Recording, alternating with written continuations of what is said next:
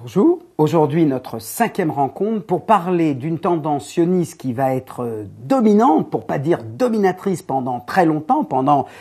près d'un demi-siècle. C'est ce qu'on va appeler le sionisme pratique et puis ensuite le sionisme constructiviste et même le sionisme socialiste. Alors, de quoi s'agit-il? Et pourquoi cette tendance-là au sein du sionisme va-t-elle être aussi importante, aussi dominante et dans une certaine mesure, c'est elle qui va porter à bout de bras la création de l'État d'Israël. Alors, tout d'abord parce qu'il faut bien comprendre que le sionisme, avec cette vision d'un futur totalement nouveau, d'une nouvelle page à ouvrir dans l'histoire du peuple juif, eh bien, je dirais qu'en termes de classe, et n'oublions pas que le 19e siècle et le début du 20e siècle, c'est à la fois le siècle de la nation, mais c'est aussi le siècle des classes sociales, eh bien, je dirais que parmi les juifs, le message sioniste, eh bien, il est d'abord et avant tout entendu par qui? Par le prolétariat, par les artisans, par le petit peuple, par les petites gens, et non pas par la bourgeoisie, non pas par les notables qui, finalement, ont fait leur miel de l'émancipation et donc regardent parfois avec beaucoup d'hostilité ou de crainte, en tout cas, ou de méfiance, l'avènement de ce mouvement sioniste, puisqu'il vient prétendre que les Juifs sont une nation. Et alors qu'au moment même, les Juifs essayent de prouver par tous les moyens qu'ils appartiennent à la nation allemande ou à la nation française. Donc en quelque sorte, les sionistes apparaissent un peu comme les trublions. Et donc on a des penseurs sionistes, là aussi, fin du 19e siècle, début du 20e siècle, qui vont, je dirais, essayer de faire la synthèse. La synthèse entre cette pensée socialiste, d'abord qui attire beaucoup de Juifs et qui est quand même, je dirais, le nec plus ultra de la réflexion politique. On est après Marx, on est après Edward Bernstein, Rosa Luxembourg un peu plus tard, et donc les Juifs qui sont partagés entre cette vision de la classe sociale et cette vision de la nation, eh bien vont produire cette synthèse qu'on va appeler le sionisme socialiste. Mais auparavant, avant qu'ils prennent une forme idéologique et théorique, il y a également un autre aspect, une autre dimension qu'il faut mettre en avant, c'est ce que l'on appelle le sionisme pratique. Alors c'est quoi le sionisme pratique? Eh bien c'est cette tendance parmi les sionistes qui, d'une certaine manière, considère que le sioniste tendance Herzl, ce qu'on appelle le sionisme diplomatique, celui qui consiste à aller voir des chefs d'État pour leur arracher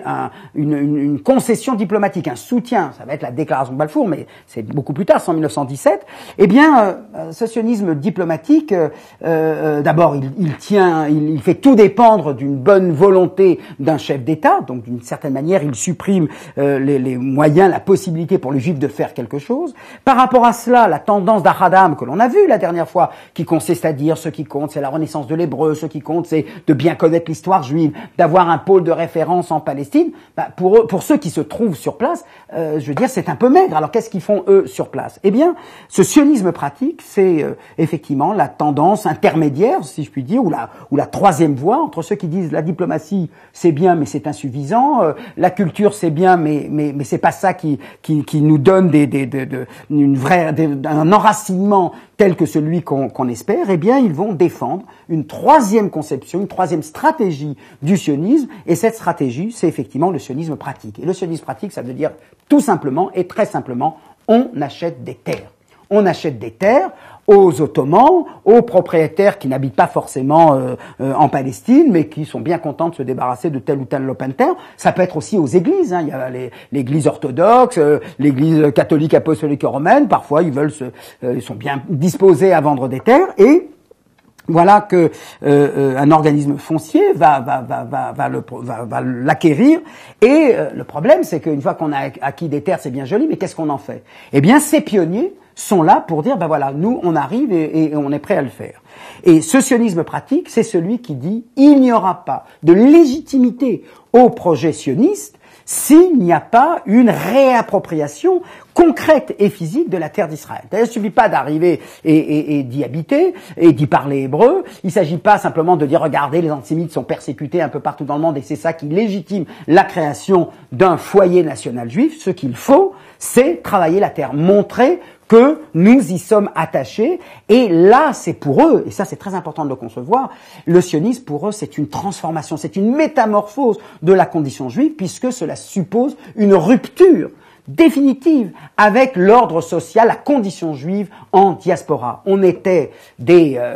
violonistes, des intellectuels, des universitaires, on était des commerçants, des Luftmen, c'est-à-dire des gens qui ont une profession en l'air en quelque sorte. Eh bien non, il faut revenir à la terre. Et revenir à la terre, c'est pas simplement se réapproprier politiquement la terre d'Israël, c'est se la réapproprier concrètement et physiquement, la travailler, c'est le retour à la nature. Vous voyez? Et là, quand on dit le retour à la terre, c'est au double sens du terme, mais d'abord et avant tout, le retour avec cette profession-là, qui avait été celle de beaucoup de juifs dans l'Antiquité, mais qui avait totalement disparu à cause des interdits qui pesaient sur les juifs tant en terre d'islam qu'en terre chrétienne. Eh bien, la révolution sioniste, c'est d'abord de renverser la structure sociale, et puisque nous n'avions pas de paysans, eh bien, c'est d'en avoir. Et ça va donner lieu à ce qu'on va appeler la religion du travail, et là je voudrais citer peut-être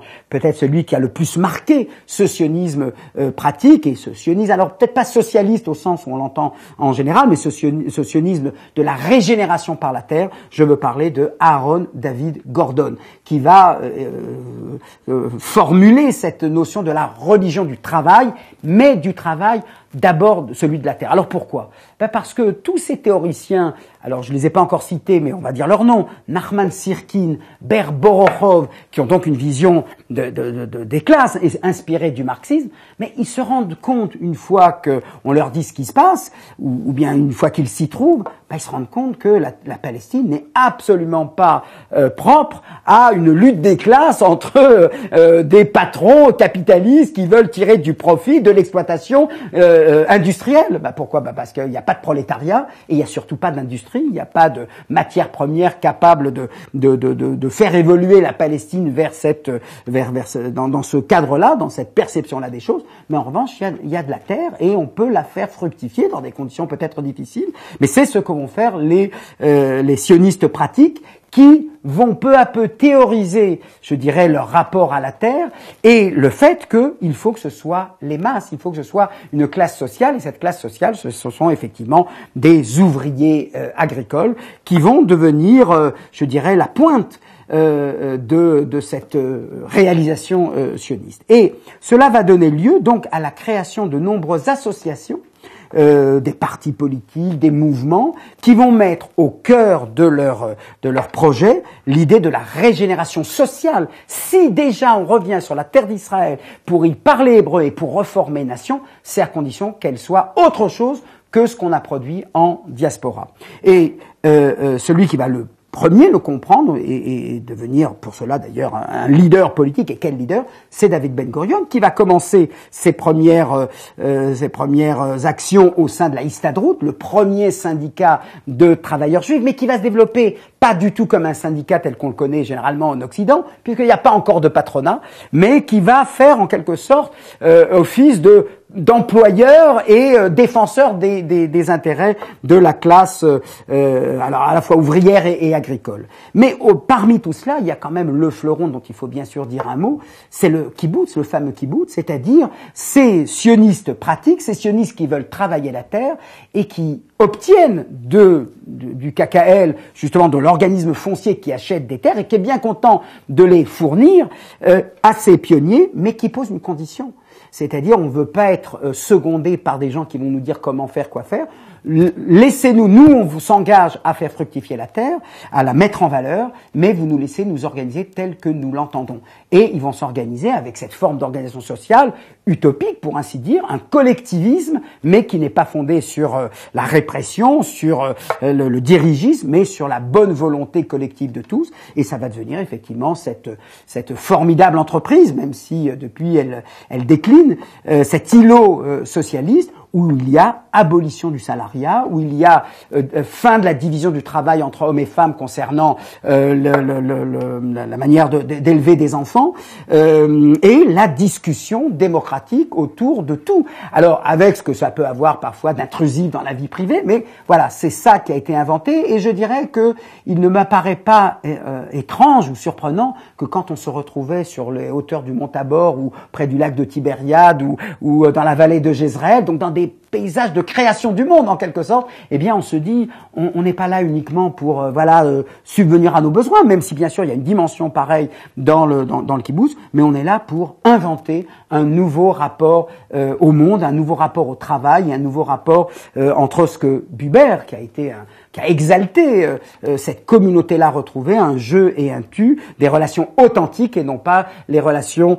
telles qu'elles se nouaient dans la modernité industrielle. Et en ce sens, il faut bien comprendre que ce sionisme pratique et socialiste, c'est effectivement une sorte de congé donné à cette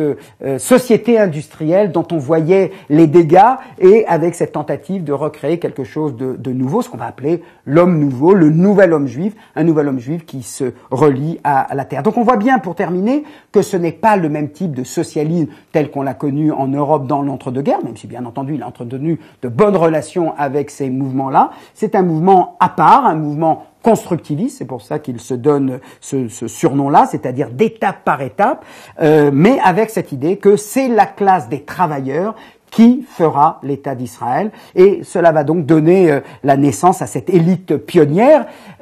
qui va exercer le pouvoir, même après la création de l'État d'Israël, au moins pendant une trentaine d'années, jusqu'à ce que de nouvelles évolutions politiques et culturelles transforment un petit peu la place et le statut de ce sionisme socialiste dans l'État d'Israël.